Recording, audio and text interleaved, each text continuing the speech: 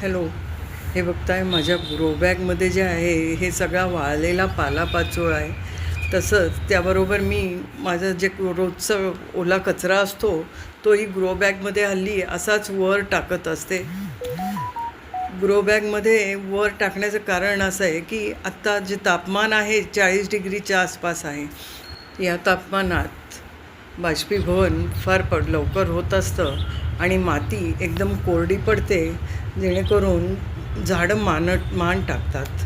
आणि तसं होऊ नये यासाठी, तसंच मुळांची ओलावा थंडावा राहावा मातीत म्हणून वरती सगळा पालापाचोळ्याचा थर दिला आहे आणि त्याच्यावर मी पाणी टाकत असते. त्यामुळे काय होतं, त्याचे न्यूट्रिएंट्स जे बाहेर येतात, पोषण मूल्य, ते आपोआपच झाडांना मिळत असतात. त्याचं खतही तयार होत असतं आणि त्यामुळे झाडांना टवटवीतपणाही टिकून राहतो. माहिती आवडल्यास नक्की सबस्क्राईब करा.